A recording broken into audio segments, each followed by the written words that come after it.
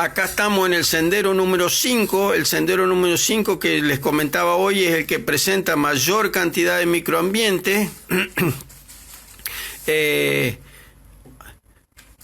Acá estamos, en gran parte del recorrido se hace sobre un escurrimiento seco, un escurrimiento que en algún momento se rellenó, se colmató de sedimento y hizo de que quedara inactivo. Y hoy tiene otro recorrido digamos, la parte del escurrimiento. En esta parte nosotros podemos recorrer fácilmente el sendero. Acá estamos en la zona del área cultural o patio cultural, como le llamamos nosotros. Esta es zona 100% ligustro, donde solamente se le hizo poda alta para permitir el ingreso de luz y la facilidad del desplazamiento. Acá tenemos otra vista de cómo los helechos plumosos están invadiendo ciertos sectores de la reserva. Ahora voy a mostrar, acá se da al final del sendero 2 y 4, aparece una situación novedosa en la cual aparecen un lote de unos 500 ejemplares de palmeras ornamentales de Washingtonia filífera. Estas probablemente hayan entrado con la zona de barrido, de deposición de la basura, y los escurrimientos han arrastrado hasta la zona próxima a la ruta, conformando un microclima, un microambiente en una etapa de rellena a partir de modificación en la ruta. Acá estamos a 500 metros del basural aproximadamente, o sea que la fuerza de escurrimiento del agua arrastró la semilla hasta este nuevo espacio nativo. Acá estamos sobre los senderos principales. Esta era la situación inicial. Despejado el sendero principal de aproximadamente unos 5 metros de ancho y cercano a esto aparecían montes de ligustros sumamente invadidos, sombreados. Acá estamos en la etapa próxima al basural.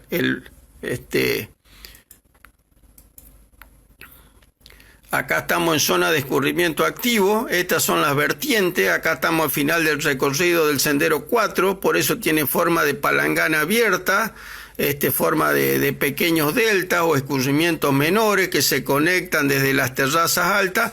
Zona muy llamativa. Acá ya es el monte de transición abierta, ejemplares sueltos de ligustro con doble techo de mora y jacarandá, más algunos ombúes, algún algarrobo que aparece. Acá también estamos cerca del ingreso. Esta es una zona de guayabos negros, cerca del puentecito, donde habilitamos el sendero camino a la sede de la facultad. Acá los escurrimientos están activos, sumamente húmedos, se puede caminar igual por el borde.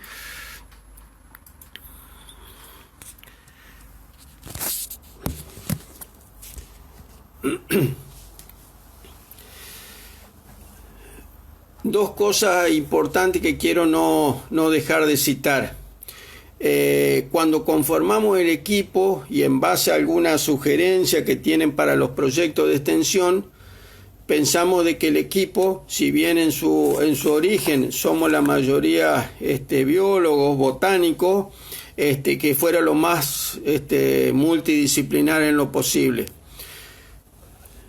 Por eso el equipo de trabajo del proyecto de extensión tiene 5 socios institucionales o 5 actores institucionales: la Facultad de Humanidades, Artes y Ciencias Sociales de Wader, en su sede Escuela Normal y Escuela Alberdi, que coordina Fernanda Zabalegui, la codirectora; la Facultad de Ciencia y Tecnología, sede Oro Verde, que es la que coordino yo, con el equipo de trabajo de campo; la Escuela Normal Rural Alberdi, que ha participado activamente con muchos de sus cursos, con cartelería, etc.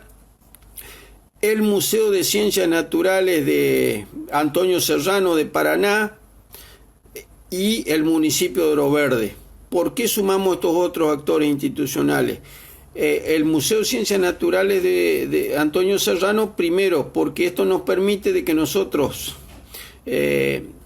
ellos tienen mucha llegada a la comunidad como actividad social, y segundo, esto nos permite presentar el proyecto de extensión en Paraná propiamente, en el centro de Paraná, y llegar a otro público destinatario. Y el municipio de Oro Verde, que también estuvo interesado desde el comienzo con sus autoridades, porque todos los años, a comienzo del año, hacemos la presentación en el Salón de Uso Múltiple del proyecto de extensión con los resultados obtenidos en el año anterior y los objetivos que nos proponemos este año. Debido a que esa comunidad de Oro Verde, que hoy tiene 3 sedes de facultades, circulan aproximadamente unos 10.000 alumnos y tiene una población estable de unos 3.000 habitantes, es una población eminentemente joven, que generalmente presenta un grado de interés particular del reconocimiento de sus espacios próximos, sus espacios nativos.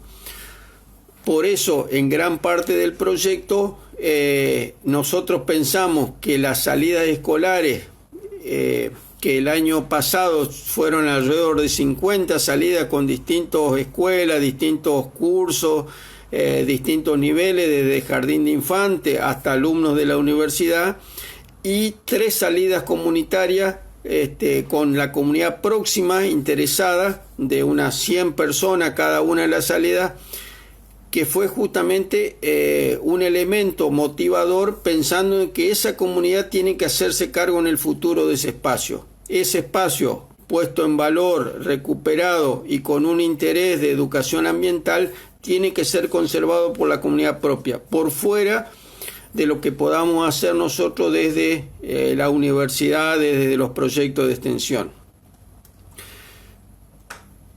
Para el equipo del proyecto de extensión del PEX es una gran alegría que, y es la primera vez en la universidad que un proyecto de extensión ha sido seleccionado para tener financiamiento por 3 años seguidos. Esto para nosotros significa un gran desafío, un compromiso de trabajo y especialmente una reafirmación de que todo lo que estamos haciendo intenta dar respuesta a las hipótesis iniciales y a las miradas multidisciplinares que hemos ido incorporando a partir de los integrantes del equipo, de las sugerencias de nuestros visitantes, y pensando de que la reserva tiene que ser un espacio abierto que pueda ser mirado, ser observado, ser apreciado, valorado por cualquier integrante de la comunidad, cualquiera sea su formación, aunque no sea alguien con una formación específica en botánica, en biología, sino que sea apreciado por cualquier integrante. Por eso, además de las salidas de campo que tratamos de mostrar según el nivel de los alumnos, la gran biodiversidad que tiene el espacio, también incorporamos las de escuelas de arte con la idea de que ellos puedan representar en el papel alguna de sus miradas artísticas. Incorporamos el salón cultural, donde lo hemos hecho actuar 2 veces al coro de la facultad y otros artistas invitados, con la idea de que se puede cantar abajo el monte como una etapa nueva. Fue una experiencia valiosa, novedosa, muy aceptada por la comunidad. Y también quiero destacar el rol que tiene la universidad acá, especialmente a través de la gestión que hace la secretaria de Extensión, la ingeniera Gabriela Gil, que ha estado sumamente activa, sumamente conectada con el proyecto, y es la primera vez en 30 años de la universidad que tenemos un secretario de Extensión que está atrás de cada uno de los proyectos, se motiva especialmente y nos va haciendo sugerencias de cosas y nos apoya en todas las actividades que hacemos. ¿Por qué? Porque a la hora de evaluar los proyectos de extensión, además del proyecto, de la concepción teórica del proyecto que sea valioso, que esté articulado, que tenga claro su objetivo, se evalúa la conformación del equipo. En este caso el equipo es multidisciplinar, y especialmente también se valora mucho cuál es el impacto que nosotros tenemos en la comunidad. ¿Cuál es el impacto que tenemos en la comunidad de las acciones que nosotros hacemos? Eso hace de que toda esta presencia de visitantes a través de escuelas de la comunidad, que el año pasado sumaron aproximadamente unos 1.200 visitantes, esté dando respuesta a esa intención de la universidad. Por eso también pensamos que la secuencia de que la universidad nos haya elegido durante 3 años seguidos para trabajar en el proyecto refleja esta parte, este análisis que hace la universidad respecto del trabajo nuestro. Otro dato importante que quiero relacionar respecto de algunas charlas del ciclo anteriores, especialmente lo que decía Alfredo Verdú, que en la primera charla respecto de situaciones que han contemplado en el Parque San Martín, con la presencia de acacia negra. Nosotros no tenemos problema de acacia negra, pero sí muchos problemas con ligustro, y Alfredo decía, cada vez que la acacia negra invade el microambiente y solo la presencia se reduce a una especie y a algún ejemplar suelto de otra, está bajando mucho la biodiversidad vegetal visible y la biodiversidad completa de lo no visible, o que son organismos más pequeñitos que deberíamos contemplar asociados a esta especie. Esto nos pasa a nosotros. Lamentablemente, de las 23 hectáreas tenemos unas 10 hectáreas muy afectadas por ligustro, pero todavía en una situación que se denomina posible de corregir. Si lo dejáramos que continuara en el tiempo esta situación, probablemente entraríamos en una situación de no retorno. Es decir, ya no sería conveniente intervenir. ¿Por qué? Porque no podríamos llegar a modificar y devolver una situación similar a la original. Esto haría de que no sería conveniente intervenir en unos 4 o 5 años más debido a la gran presencia de ligustro. Por eso nosotros relevamos todos los ambientes para ver la situación inicial, delimitar las estrategias que nosotros vamos a hacer en los espacios intervenidos y planificar el futuro o corregir a partir de las acciones que vamos desarrollando cuáles son las respuestas orgánicas.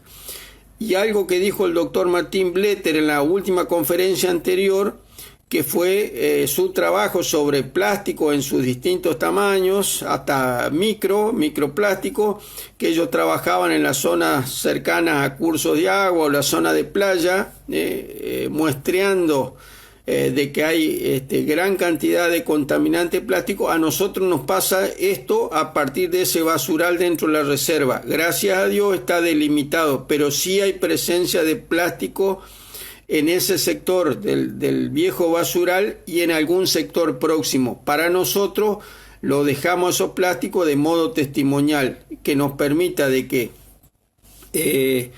no sigan contaminando el lugar, y segundo, de que esos plásticos queden delimitados a este sector. Fácilmente reconocible, especialmente en el sendero 5, por eso interpretamos que el basural en algún momento se inundó o tomó un volumen mayor, quedó mal protegido, mal rellenado.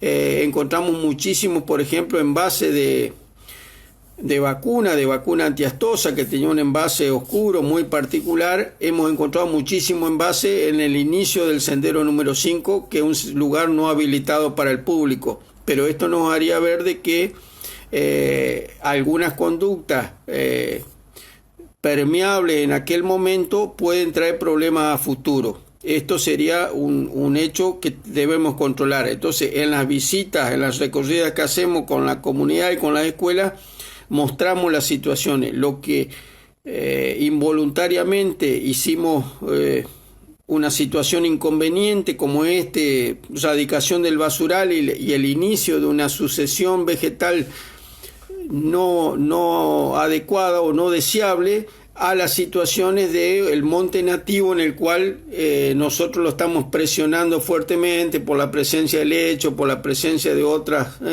especies que no serían tan adecuadas. También quiero comentar de que, por ejemplo, en la zona intervenida y donde hicimos tala total de ligustro, despejamos totalmente tala rasa y permitió la modificación de la cantidad de luz y temperatura que teníamos a nivel de piso. Ahí hicimos plantación de de ejemplares jóvenes de algarrobo y ñandubay en una salida comunitaria en mayo de 2019 y plantamos arbolitos de unos 60 centímetros de alto. A marzo 2020 esos árboles están aproximadamente entre 1,20 m y 1,50 m y comenzando el proceso de ramificación o de emplumado. Es decir, los árboles se han en condiciones mejores de luz y temperatura, los árboles se comportan perfectamente. Aún las nativas de crecimiento lento se expresan, se están mostrando tal cual deberían ser en el monte nativo. Por eso nos interesa hacer estos espacios de muestreo o de lotes en espejo para poder comparar situaciones de crecimiento de las nativas. En otros lugares, fines del sendero número 5, por ejemplo, que también hicimos plantación de nativa en salidas comunitarias de octubre y noviembre de 2019, en zonas de transición de monte abierto, mezcla de monte nativo con algo de ligustro, pero ejemplares más pequeños, lo hicimos sobre las terrazas altas o los microrelieves próximos a la zona de escurrimiento, zona de palangana. Ahí a marzo 2020 los individuos están prácticamente detenidos. Esto nos indicaría que el lugar, a pesar que estaba despejado, todavía esté muy sombreado, esto es muy frío por ese monte mixto en transición. No han crecido mucho y en otros ejemplares teníamos la característica de que estaban ramoneados, estaban comidos, pellizcados en la parte superior, que interpretamos que es la situación de que hay presencia de guasuncho que van a pellizcar. Entonces nos alegra por la presencia de guasuncho, pero también nos indicaría de que ahí deberíamos despejar más el sector, permitir mayor grado de iluminación y segundo, llevar ejemplares un poco más grandes de 1,20 m, 1,30 m a esos sectores para evitar esa etapa inicial de ramoneo y retroceso de crecimiento de los árboles. Por eso, cuando yo les comentaba hoy que este año íbamos a trabajar en la conexión de los senderos 4 y 5 sobre una franja paralela a la ruta, era para ver este comportamiento, hacer todo una etapa de unos 130 metros aproximadamente de distancia por 30 de ancho y sobre ese sector despejar todo lo que fuera el lecho sobre flora nativa y en todos los espacios abiertos hacer plantación de algarrobo especialmente, y espinillo, etcétera, todas las nativas de monte seco. Esto es muy importante que lo podamos hacer. No hemos podido avanzar debido a las restricciones de este año. Datos importantes que nosotros no nos olvidamos acá. El área de la reserva del otro lado de la ruta 11 Camino a Diamante se conecta con la parte de atrás del Jardín Botánico de la Facultad de Agronomía con su área de monte nativo, que en ese lugar, al no haber habido basural, no hay helechos ahí. Y eso se conecta con la zona de bañado o zona de pajonal del río Paraná. Es decir, en una extensión de unos 5 kilómetros tendríamos la reserva de la Escuela Alberdi, el área monte nativo de la Facultad de Agronomía y la zona de bañado. Todo eso es una unidad fitogeográfica que tuvo conformación muy similar en unos 5 kilómetros de extensión por unos 200 metros de ancho.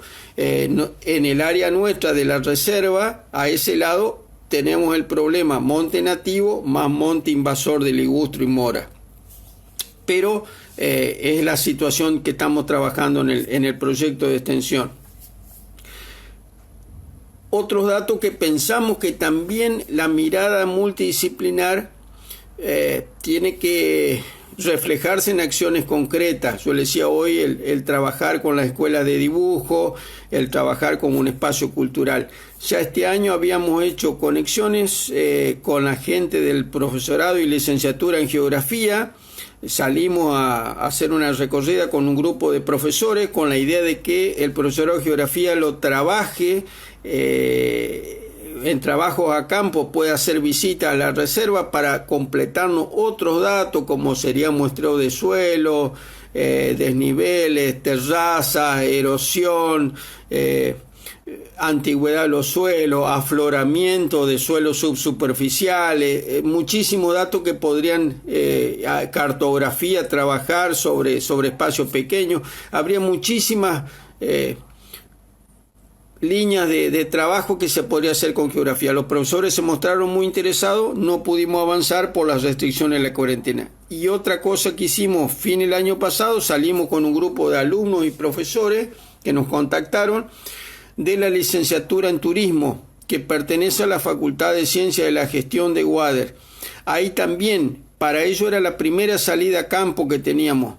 Normalmente su etapa práctica de entrenamiento está orientada al reconocimiento de edificios públicos, históricos y trabajo sobre plazas, sobre diseños urbanos. Fue muy novedoso para ellos el poder también darle un valor patrimonial al espacio de la reserva. Fue muy interesante y también ahí habíamos quedado en seguir trabajando líneas con la idea de que esto se pudiera retrabajar el sistema.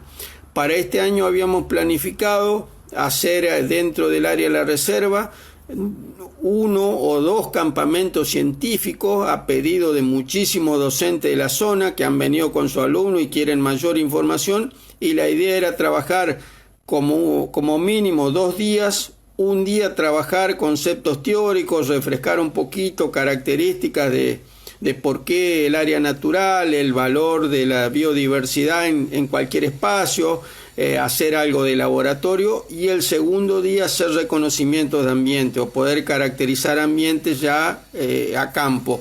Lamentablemente no sé qué va a pasar con la cuarentena para ver si podemos nosotros continuar con este trabajo. Datos adicionales que se han enriquecido en cuanto al proyecto.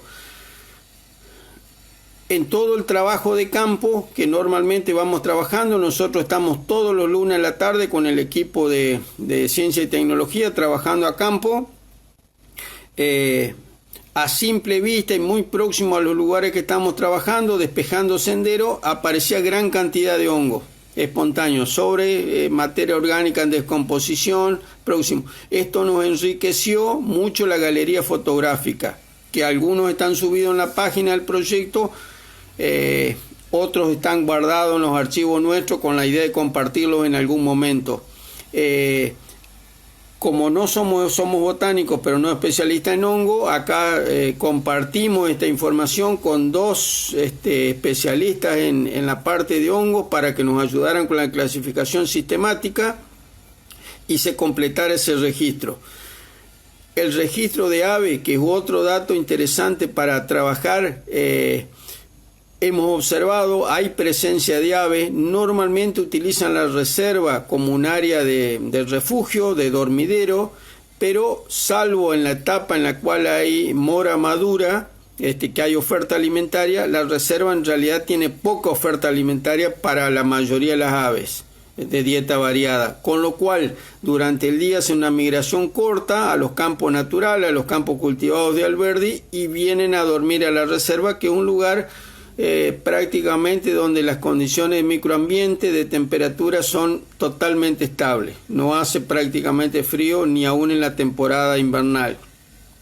Y otro dato complementario que se sumó a partir de una de las salidas comunitarias es un alumno de biodiversidad de la UNL que está trabajando en su tesis de licenciatura en el grupo de las arañas, de los opillones prácticamente, sobre relevamiento que ha hecho en la reserva ecológica de la UNL, y ahora está haciendo un trabajo comparativo con las especies de araña que encuentra dentro de la reserva, que son mucho más diversas que la reserva ecológica. Este también va a ser un dato adicional. Eso dentro de los proyectos de extensión se denominan fortaleza, es decir, las otras acciones que van surgiendo a partir de un proyecto original. Por eso creemos de que es muy valioso de que podamos trabajar permanentemente, y esto sea parte de lo que se comparta dentro de la comunidad Oro Verde allá. gran parte de lo que estamos plantando de nativa, algarrobos blanco y negro, espinillo, ñandubay, chañares, tala, etcétera, son todos frutos de cosechas nuestras de años anteriores. Este año también hicimos cosecha. Los árboles han sido donados en gran medida por el ingeniero forestal Javier Rosenberger, que fue un asesor externo que tuvimos en el comienzo del trabajo, y por la Escuela Agrotécnica de Villa Urquiza. Y este año ya habíamos entablado, porque están trabajando, iniciando un trabajo nativa con la Escuela Almafuerte, con la idea de intercambiar algunas de estas especies. Lamentablemente ahora estamos parados esa etapa, pero tenemos cosecha de semilla. La Escuela Alberdi también ha participado con su parte de vivero, con ejemplares de nativa, o sea que la idea es que podamos repoblar con nativa gran parte del espacio que vayamos despejando. Quiero agradecer especialmente al trabajo que ha hecho el equipo. El equipo ha estado muy sólido, muy participativo. Las chicas de la Facultad de Humanidades nos han hecho un montón de sugerencias, son nuestras correctoras de informe de todas las instancias comunitarias, y el equipo de Ciencia y Tecnología, que ha trabajado muchísimo en las tareas a campo. Realmente se ha conformado un equipo muy interesante, y este año se sumaban varios chicos de la sede Alberdi, de las carreras de enseñanza primaria y enseñanza primaria con orientación rural, que la idea era formarlos como guías para que en el futuro nos pudieran ayudar en las visitas de los grupos escolares especialmente.